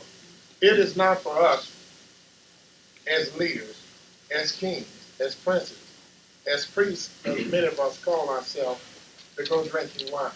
The Almighty did not allow any of the priests or Levites to bring wine, to consume wine in the tabernacle. All of our people that drunk wine, you know what happened to Noah when he was drunk. He allowed his sons to sin and many of his people to go into misery as a result of that. I used to drink, and I still drink occasionally. I hadn't stopped altogether, but I just drink every now and then. Wine is a marker, strong drinks is raisin. Whosoever is deceived thereby is not wise. And I'm not wise when I drink it because I don't need it. So if I'm buying something that's not giving me vitamins and minerals and calcium and building me up, then I'm not very wise. And when I drink, I realize that I'm not a very wise man. And so wine is a marker, strong drinks is raisin. Whosoever is deceived thereby is not wise. You're not very wise. And as far as marijuana, I've never smoked none in my life. I never had drugs. I never wanted anything because as soon as I find out it alters your mind, I didn't have much mind anyway, and I didn't want the little bit I had with some man-made stuff or out of the land to mess it up. So I didn't put that in there. But young men that's been in my congregation told me what that stuff would do to them, and it will affect you. And I wouldn't want to. I have no pilot flying my plane that's high on no marijuana. I wouldn't have no doctor that's operating on my daughter, and I find out he just finished having marijuana. Then all the teachers I know in Cincinnati that was drinking and smoking marijuana, they were not very wise teachers. Some of them just smoked while they were teaching. That's what I say. Rastafari, I mean, they do it as a religious thing. I mean, they be blowing, and they are foolish and unwise as they can be. Now, to answer you what I suggested, I don't know what the other Morehs and teachers will tell you, but I have an obligation to tell you that whoever you ask them from, tell them to stay away from alcohol and marijuana, in my opinion. Uh, we have other people that have not yet spoken at all. And I know that you, so therefore we, yes, sir. No, they have their hands up, sir. I got the call. No, they didn't. We hadn't had a chance to call them. This ain't going to fall around 2 or 3 people. That's what we need to be doing. Yes, sir. Levi, you on the floor. Yeah, I wanted to bring out Deuteronomy 29, and this is why me and I know some other brothers in the Elesha congregation don't drink. And it says that in the, well, I'll start at the fourth verse. Yet Yahweh has not given you a heart to perceive, and eyes to see, and ears to hear unto this day. And I have led you 40 years in the wilderness. Your clothes are not waxing old upon you, and thy shoe is not waxing old upon thy foot. Ye have not eaten bread, neither have ye drunk wine or strong drink, that ye might know that I am Yahweh your Elohim. And I took this to understand that if I can eliminate some of these things, and see that it must be a hindrance, because the Almighty said, I kept you from this that you might know me. So I see that individuals that do drink, and I've done it myself. I quit for 5 years, started drinking again, and I seen how I declined and started going back to some of my follies. And now all praises that I quit and I stopped the marijuana and I stopped the drink, I noticed my spirituality went back up. And I could take the Almighty very seriously. I want to say one thing too as a personal experience, and I ask people this that still indulge in those things, and I tell them my experience. One thing for certain, you have to look at what you're doing in America and how you represent the Almighty. Unless you're actually growing it yourself, you're buying it from drug dealers. And we didn't have drug dealers in the land. Unless you're actually growing it, you're buying it from people that are out here, and according to the land of our captivity, it's illegal, and these brothers are going to jail. We, as a people that are already having problems from those that don't know the Almighty, those that do know the Almighty are buying it from, unless some of us are selling the drugs and selling it to other Israelites like a little clique thing going on. We're buying it from those that don't even know the Almighty.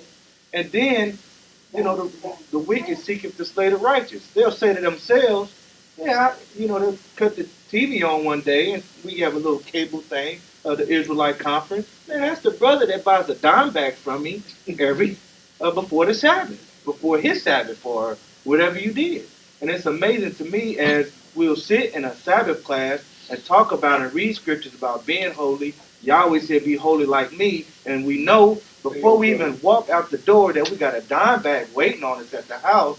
I mean, we have to really ask ourselves, are we really trying to grow away from the heathens and the things that they indulge in? Because people that smoke marijuana, and people know what they're doing. You bought your beer, you cut the key sweat on or whatever you're doing, and you do your thing. No, not trying to grow at all, not trying to study. Those that smoke marijuana and study, you can tell when you talk to them. Everything is backwards. Everything is totally ridiculous when they try to bring certain scriptures together.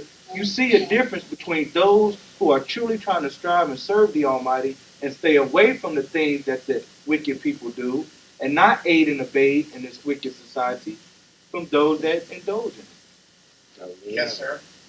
All praise to Yahweh. I like to let the scripture speak as far as the wisdom that Yah has provided for us to look and read about.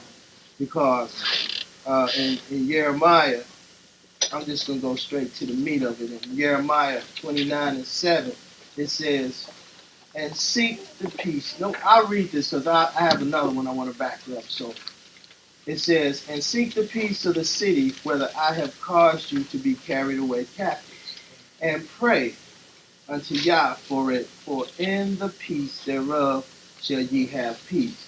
Now we going out buying marijuana, we're not seeking the peace. We're in captivity. That's a true statement. So we going out here buying marijuana, calling ourselves Israel, we're going against verse 7. And Yah has already instructed us what we ought to do in captivity, because he caused us to go into it. So we going down the street buying a bag of weed or what have you. We're not, but I'm getting ready to go. Now I'm going over to Deuteronomy 32, and it speaks about the wine. And you all can go here with me on 32.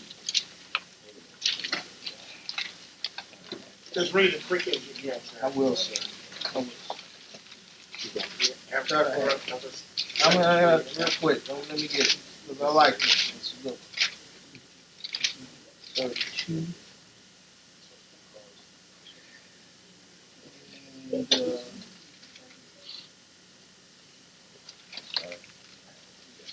it says, it says in 32 and 32 it reads, for their vine is the vine. Speaking about our enemies. Let me start at 31.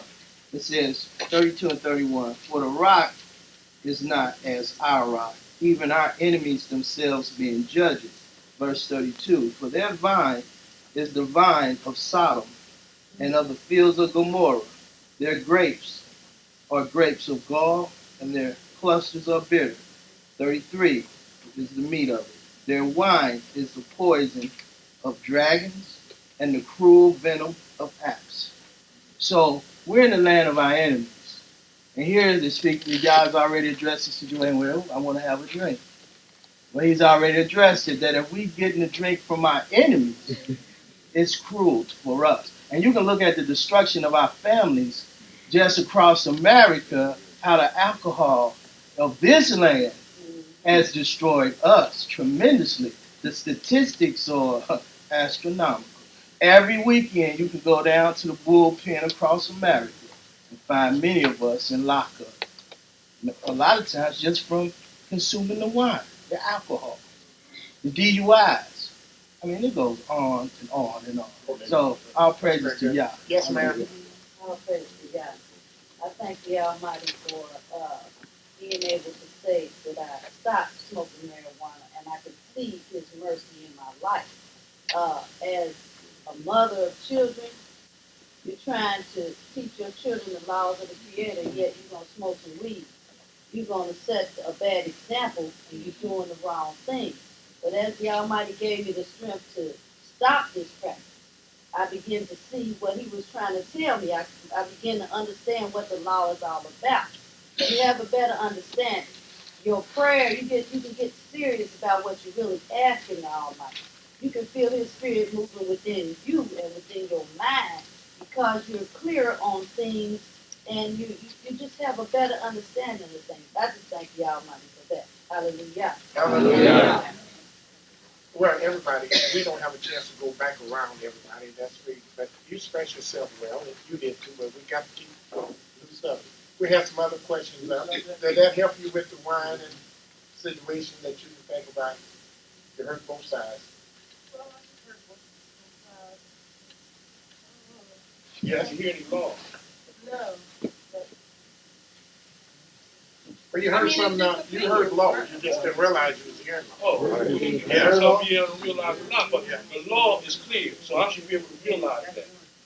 Well, he quoted out of the book of the law. No, All he made was good.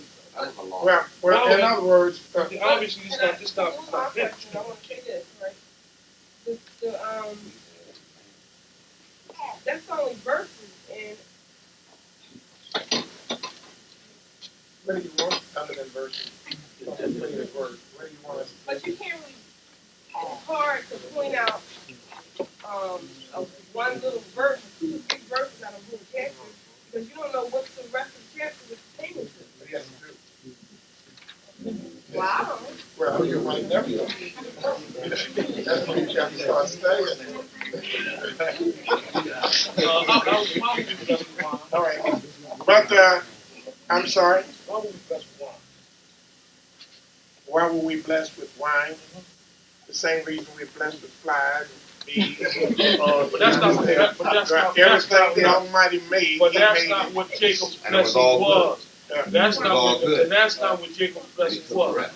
And let's. I want to hear, since we said yesterday, there is no law, there is no sin. Now I want to hear a law that says, "Thou shalt not," or "You should not," or I sure I agree that abuse is talked about. I agree to you that in this land it would be wise not to do that. But see, this land is hypocritical, as you said. 30 years ago, we'd be talking about alcohol in the same breath. So what's moral today in this land could be immoral tomorrow. But the Creator's law, as you said, is constant. So I want to hear the constant law from the Creator, from Torah, that says you can't do this. Well, let me give you some Torah. Let me give you some Torah. Please. If you go to Leviticus, the 10th chapter, that's Torah. So let's go. And we know that the people that we learned the law from were the people that were near to the Almighty. And we know that the Almighty does not want anything that defileth being near to Him. He doesn't want anything polluted being near to Him. And He doesn't want anything unclean near to Him. In the book of Leviticus, the 10th chapter, the Almighty speaks and said, Yahweh spoke unto Aaron, saying, do not drink wine, nor 10 and 8. 10 and 8. And Yah spoke unto Aaron, saying, do not drink wine, nor strong drinks, thou nor thy sons with thee, when they go into the tabernacle of the congregation, lest they die. Why? Because he was there. And the Almighty didn't want no wine heads near him. They always, let me finish, sir. No, it's not in context. Aaron and his son were the Levites. And only when you go into the tabernacle. That doesn't say did you totally abstain. It says only when you go into the tabernacle. I know, and that's what I was saying now. Levi, you're getting down. Yeah, but see, I was voicing my opinion on something. But see, we're not talking about opinion now. Let's this talk is about not law. Opinion. This is the scripture. Well, now, are we in the tabernacle? Sir, I was trying to explain this, Levi, and I'm not mad, and I'm not upset, because I don't drink or smoke. And don't get me mad to talk about this. Once in a while, you said. Yeah. Once in a while. And it's been so long on that problem. That's reason I don't get upset. See, I found out, speaking to you, sister, I found out something about people that drink a lot and smoke a lot. They get upset quicker than people that don't. I found out that. I'm not, that's my opinion. Well, let me finish. And I found out people that eat pork, they get upset faster too. They get upset and angry faster too. You understand? But let me finish reading this that I was attempting to explain before. I don't know, all hell broke loose. I don't know what I said that could have been offensive, but let me read it and see what it could have been. It says again, I'm reading the scripture, no opinion. And Yah spoke unto Aaron, saying, do not drink wine, nor strong drinks, thou nor thy sons with thee, when ye go into the tabernacle of the congregation, lest ye die. It is a statute forever throughout your generation. And that ye may know. Now notice what it said. And that ye may know to put difference between holy and unholy, and between unclean and clean. Now the Almighty's telling me what I'm getting out of this from these two verses is that this is unholy that the Almighty don't want around him. And he said anybody that come around him drinking is going to die. And there's nobody that was more near to him than his priests and the Levites, because they came into the tabernacle where he was at. And they knew they better stay away from that stuff. Now, if they are to stay away from it, he's telling me, and that's law. Also, what chapter is that you quoted? Deuteronomy 29. Deuteronomy 29. This is Torah. And to let you know how the Almighty is feeling for those that want scripture. Deuteronomy 29. Yeah, you can read Torah when I'm finished. That sounds good. I like that. 29.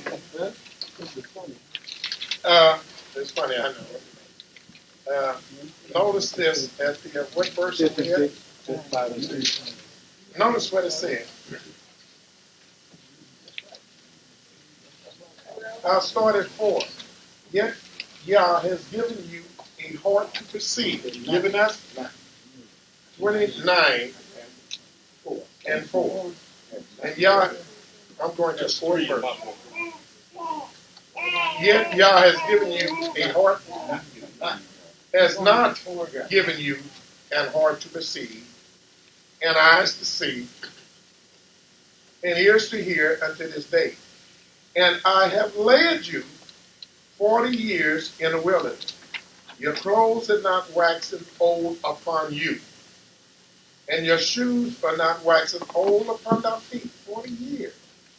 And ye have not eaten bread, neither have ye drunk wine or strong drinks, that ye may know that I am Yah, your Elohim. Now, common sense is telling me that is something in these things that can prevent a person from knowing the Creator and from gaining spiritual perceptibility. Yeah, yes, from eating bread. Well, let me finish. The Creator said this. That there's something in it that can keep you from knowing Him. I know that. I don't know. Now, are you going to say the Almighty a lie? No. Of course you. But let me finish there. Y'all getting. Some people are getting mad. No need to getting upset. This is the Sabbath. This is the Sabbath, like the brother said. And I'm voicing my opinion because she wanted some Torah. Now, to me, sister, it's something in bread and wine and strong drinks that could prevent a person from being close to the Almighty. I'm a teacher. I want to be as close as I can. You are a student that's trying to get near the Almighty.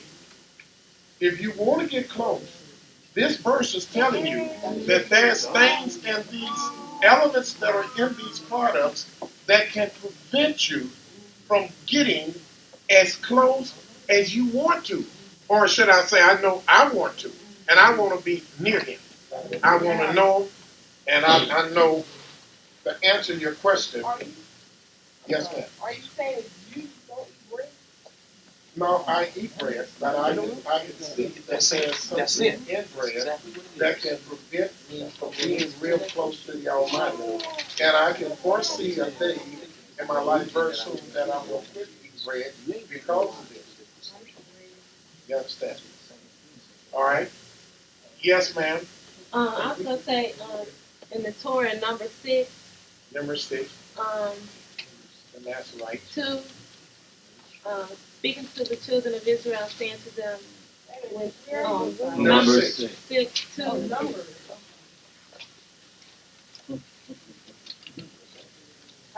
speaking to the children of Israel and saying to them, when either man or woman shall separate themselves to vow a vow of a Nazarite to separate themselves unto Yah, he shall separate himself from wine and strong drink, and shall drink no vinegar of wine or vinegar of strong drink, neither shall he drink any liquor of grapes, nor eat moist grapes or dry. All the days of his separation shall he eat nothing that is made of the vine tree from the kernel even to the dust. Because he was somebody that was close to the Almighty, and if he touched that wine, he broke that vow. Yes, sir. Yeah, I have a question. With number 9 that you read. Number 9 in what chapter? 29? Leviticus 9. 29? Leviticus Yeah, 10. 10 and 9. Yes, sir. Yeah, because I interpret it, well, I see it as it says, do not drink wine nor strong drink, comma. thou, comma, nor thy sons with thee, comma, and I'm bringing some sons with me. Now, when do I do this? When ye go into the tabernacle of the congregation, lest ye die. Now, I don't think he's telling me, in other words, you drink, you and your sons, but on this day, when you go into this tabernacle, you nor your sons can drink. Why? Because I'm a teacher. I mean, but why? I'm a teacher. I And mean, a teacher should wait, I stop. would You're a teacher, and being a teacher, why shouldn't a teacher drink? Well, but I mean, saying, wait a minute. if you drink all the time, then why would I have this law in here to tell you don't do this on this day when you go into this tabernacle? Under certain circumstances, you can drink. Right. Why would I tell you not to do it then? Because Because Aaron you and drink. his sons were the ones that come near to the Almighty. Those are the ones that come into the tabernacle of the Almighty, where He is, and He did not want no wine or strong drinks, person around Him that's been consuming that. At any time or just then? Anytime they went into the tabernacle. I mean, daily sacrifice. And I said that when I explained it, sir. He's not saying nothing that I didn't explain 15 minutes ago. I said this for the tabernacle. I said that. That's That's what you made him to believe. You can't drink at all. No, it came out that way. Well, it came out of your mouth that way, so you hold you responsible. That's right. That's what it sounds like to a lot of people in here. Well, if it sounds like that, let me correct myself. He doesn't want to have nothing to do with wineheads. He made himself perfectly clear. King Lemuel's mother, the same one that they spoke to at James chapter, they talk about a virtuous woman in the same book. She told us that wine is not for kings.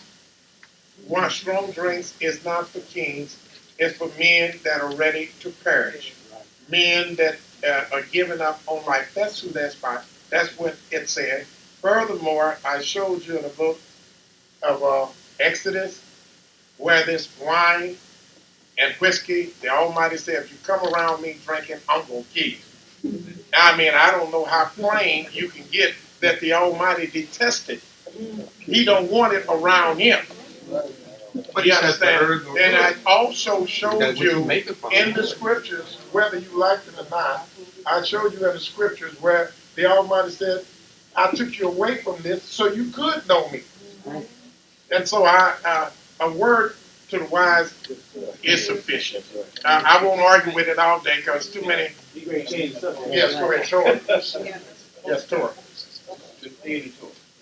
Deuteronomy, we're in the 14th chapter. We started at the 22nd. You shall surely tithe all the produce of your seed and field yield yield. And you, Deuteronomy 24, and we start at 25. And you shall eat 14, before Yah your Elohim in the place that he shall choose to cause to dwell his name there. The tithe of your grain, of your wine, and of your oil, and the person of your herd, and of your flock, that you may learn to fear Yah your Elohim all your days.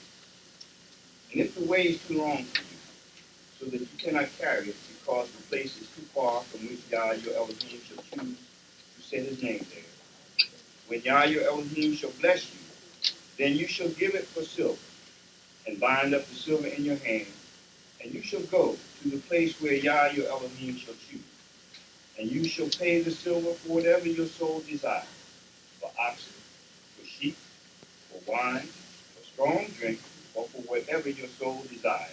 And you shall eat there before Yah your Elohim, and you shall rejoice, you and your household, and you shall not forsake the Levite who is within your gates, for he has no portion or inheritance with you. So that's wine, strong drink, consumed in the presence of the Creator, and you should rejoice. So that's not for kings, that's not for priests, that's for the common man. When the way was too far for him, he couldn't carry his sheep or oxen down there. Deuteronomy 14, chapter 3. In the place where the Creator chose the places at. Oh, and, I don't think it's the letter, right? I didn't say. I'm saying that this scripture says that you could. The Moreh just said that you couldn't drink wine around the Creator. That's right. This scripture just here says that you do this in the presence of the Creator. No, it's not in the presence of the Creator. Wait. Well, It says, you shall eat there before Yah your Elohim, and you shall rejoice. In the place where the Creator chose to place. that's right. Where was that at? That was in Jerusalem. That was In in the temple. Jerusalem today. In the But temple. they did not go in the temple nor in the tabernacle. They Yes, all right, but it still does not negate the fact that he told the people that came in the tabernacle or temple to be near him, don't drink. That will not, this does not negate that. We said that, but All right, that's all. that was for Aaron and his sons. Yeah, yeah, because they were what? We're They not were the talking ones about that the priest now. taught the law. We're not talking about the Yeah. priest now. All right. So All right. what I'm saying is They that, could not go in the what I'm tabernacle. saying is that it is permissible. Yeah. It was permissible for the common Israelites to drink wine and strong drink there in Jerusalem on the temple ground. That was permissible. Yeah. So we agree. I agree with that, yeah, I agree with all scriptures, but I think the sister, when she originally brought this forward, she was asking, should we do this? That's how I interpret her. Well, my Should answer this is be whether or not something we it's- should do? Whether or not it's permissible. I'm not, Oh, and because what we're dealing with, as I understand it, is the law, and whether or not it's something that's permissible by the law, or whether or not it's forbidden. Now, we went through scriptures to understand that strong drink is rage, wine is the mocker, and he who is deceived thereby is not wise. Okay. So we understand that it is not wise to be deceived by it, meaning to overindulge in things. But by the same token, it is not against the law for you to drink or strong. That's Based all. on what's written. 29th chapter. Concerning,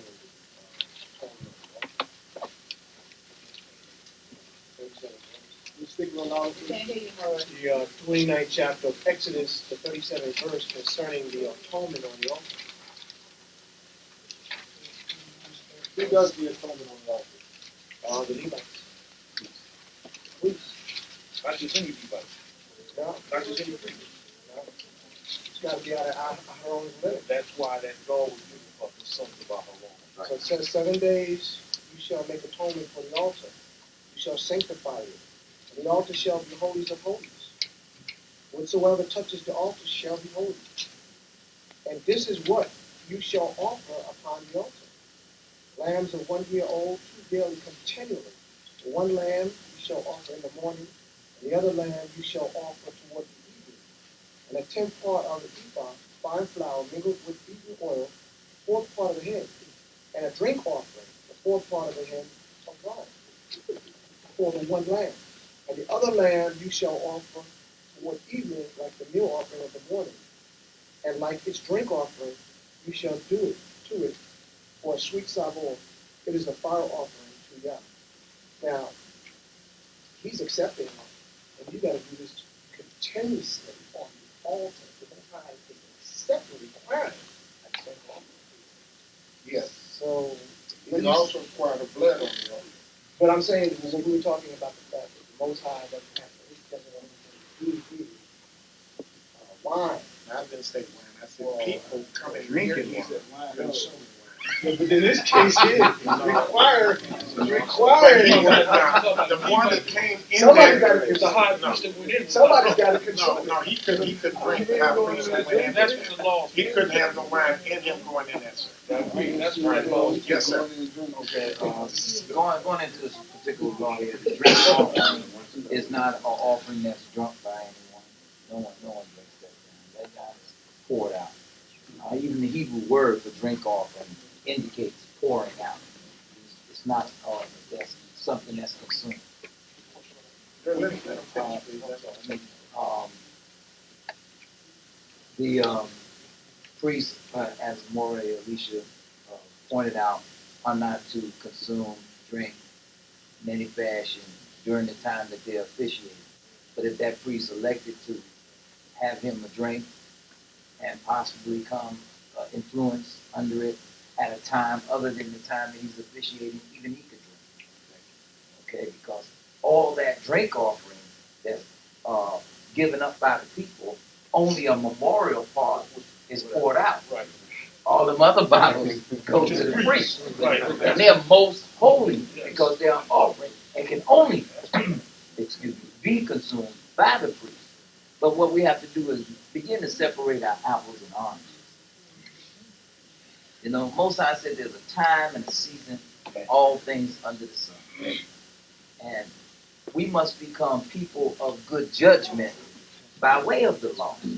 You know, Now I know clearly there's no law against the Israelite having a drink, and he is not in ill favor with the Most High because he has a drink, long as he understands and conducts himself in a fashion that he does not offend the Most High by breaking his laws or by offending his brother. Okay, while he's under the influence. Okay, it speaks about the even the iron being a joy, it's a rejuvenate, and all these things, and it was used in that fashion. But what happens here in our captivity, in this situation here, the use of it becomes an overindulgence. The use of it, the abuse of it becomes an overindulgence. And that's when the problem is. So the brother or sister that finds themselves like unto the one where it says that you have your drink and you draw your sword on your brother, and the next morning you don't know what happened. When people start coming back to you telling you how you acted and you don't remember, it's time to start thinking about not drinking. That's a judgment that you have to make for yourself. Now the other substances, when you start talking about the weed and the cocaine and the crack and all of that, well, you're moving into an illegal area. The marijuana is called a gateway drug in the field of addiction because it's the first illegal substance that most people get into. Now you're in the process of buying things that's gonna cost you some jail time. Okay, because the alcohol is not gonna cost you jail time unless you get in some trouble under the influence. Yeah, we So gonna I'm just saying that we as Israelites, we're ancient people in a modern time. We're Eastern people in a Western land. We're people of the laws of the Most High under the laws of a heathen. So we have to really sort out our apples and oranges and make a decision how we're gonna conduct ourselves. Let me say this. I see that, like when the conversation first started, I thought I heard someone say, well, I don't need me being a hypocrite because I do this myself. So let me go ahead and tell you, I have to tell you how I feel. Because a lot of times we go into our ministry as teachers, leaders of Israel, and we have imperfections. And we would like to carry our imperfections into the ministry. Now we know that there is no law against you cannot drink. But all of us that have studied the scriptures know that that's not the way the Almighty wants one that's attempting to be near Him. But we don't want to condemn it because we drink and we smoke. And it takes a strong man to condemn what he's doing because it makes him look like a hypocrite. They're saying, if you're condemning this, then why are you doing it? And before we say, just like before I kept the Sabbath, I was teaching my Bible class over 35 years ago on Sunday. But when I was teaching on Sunday, I was teaching them Sabbath day is the right day, even though we were worshiping on Sunday. And I said the Almighty's going to make a way one day that we can all keep the Sabbath day. But none of us was keeping it that time. We look like hypocrites, but rather be a lying hypocrite than somebody that's going against all types of righteousness. And sometimes when we have imperfections, we just have to say, yes, I drink, I do this, but this is not best. This is not what I want the young men in my class to do and imitate and emulate. We are leaders, and being leaders, we teach by example. Not only do we teach with our mouth, we teach by example. And when these young men see me in Cincinnati huffing and puffing on weed, I can't talk to them about it's wrong then, because I'm teaching them something through my action. And a lot of times we don't want to condemn ourselves, so we will unjustly justify something that we know is not proper for our sons and daughters to grow up in, and we really better look at ourselves in the mirror. And you all know you don't want your sons and daughters to be a bunch of alcoholic wine heads and weed heads. You don't want this. If you do, then you're not worthy to be a teacher. If you want this, you shouldn't want this. You should want it if you do. So I think there's some soul searching that many of us gonna have to do as individuals, as teachers. Praise the mighty Yah for this mercy. And let's seek Yahweh because he ain't just coming, he's here. Hallelujah! Hallelujah! Hallelujah! Praise the mighty Yah. Yah is righteous, Yah is holy, and let Yahweh be magnified. Yahweh's coming. Yahweh's coming. Close your doors for just a moment, Yah's coming. Hide yourself under his wings, keep his commands. Yahweh's coming. He's coming. Yahweh's coming. He's coming. Every knee shall bow and every tongue shall swear because the mighty Yah is coming. Matter of fact, he already here. Give ear and I will publish the name of the King. When Yah comes upon us as the rain, his words drop down like the dew upon still leaves. Yah breathe upon the dry bones that grieve. His glory shines, his nation rises like the morning tides upon his shores. And he's ready for war. See his Malachim with glittery swords, gold laced through they pores, burnished brass be they limbs. Remove our sins for his holy ground. The times that we in, let's go. It's Yahweh, and he's ready to go. So I'm on the walls of Zion to let the world know. Let's go. Yahweh's coming. Yahweh's coming. Close your doors for just a moment, Yah's coming. Hide yourself under his wings, keep his commands. Yahweh's coming. He's coming. Yahweh's coming. He's coming. Every knee shall bow and every tongue shall swear because the mighty Yah is coming. Like a whirlwind upon the clouds, he rides, clothed in thick darkness, so to shield his face. For who shall approach his place? In his hands was the universe shaped, and all cells was made, all quarks were sparked when Yah formed the heart. Also where a cab is launched, that be the chariots with flames of fire, clouds enveloping. Yah is my hope when his cherubims is coasting to render vengeance. The clock for repentance is at his last minutes. Study the precept and know Yah's tenets. Explain his prophetic sentence. He the only one that saves, returning to take us from a grave. So I'm saying to the slaves, Yahweh's coming. Yahweh's coming. Close your doors for just a moment, Yah's coming. Hide yourself under his wings, keep his commands. Yahweh's coming. He's coming. Yahweh's coming. He's coming. The mighty Yah is coming.